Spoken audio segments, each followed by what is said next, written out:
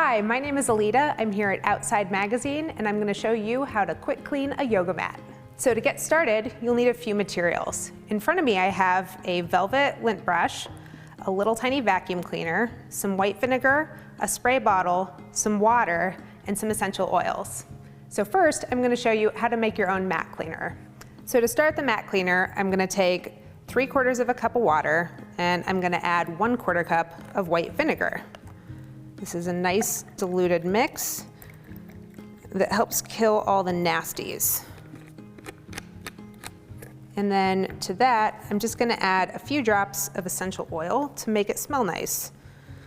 I really like clary sage and French lavender.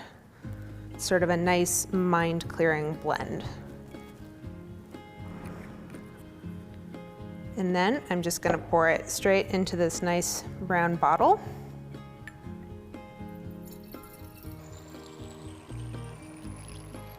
I think it's all right if it's not all the way full. And there's my mat cleaner. So this is my Manduka Pro mat. It's my absolute favorite because it's so easy to wipe down with a microfiber and mat cleaner. So I'm just gonna give it a few sprays. And then I'm just gonna wipe it down. And this will take off all the dust, lint, grit, germs, everything done.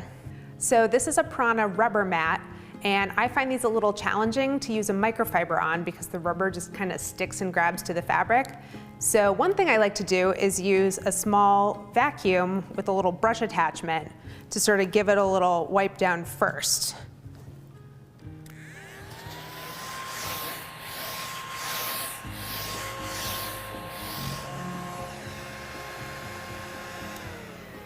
So that's taking care of all the lint and dust and cat hair and my hair that are on the mat, which means that now all I have to do is de-germ.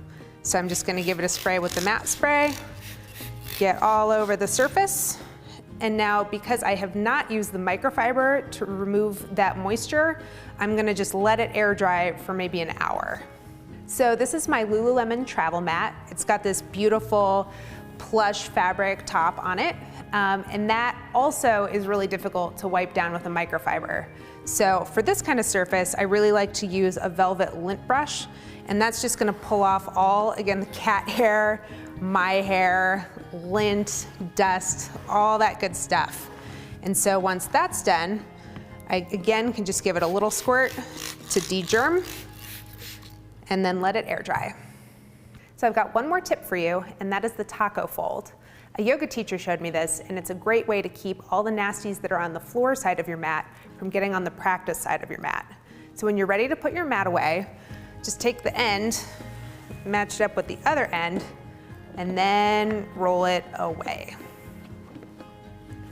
So those were the basics on how to quick clean your yoga mat. Thanks so much for watching. Namaste. So I'm just gonna give it a few sprays. Oh no, we should have primed the pump. Hang on. And also opened it. Great.